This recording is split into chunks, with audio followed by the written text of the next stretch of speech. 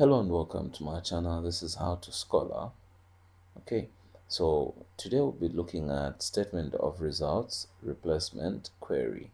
So this is where we'll be talking about when we want to replace a statement of results.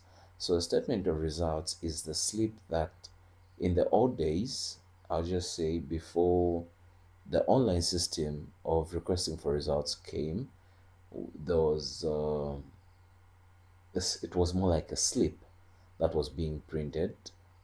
Then in the sides, it looked like it was being perforated. I've just forgotten what. I actually do not know what that type of paper is.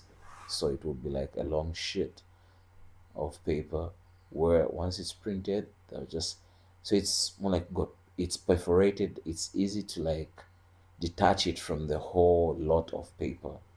That's how it used to look like. I think you know what I'm talking about. Okay. With the new system, you can just request your results online and just get them printed out. Okay. So what we'll be looking at is a statement of results replacement. So this is talking about is replacing that statement of results.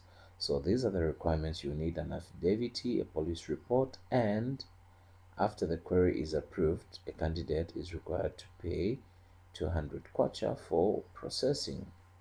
So those are the requirements that are required. So we need to attach a police report and affidavit. You just click there, submit. This information is the same. Not gonna be talking about it anymore now. Okay, so we're done for this video. Once it's approved, then you get to make the payment. So let's move to the next video.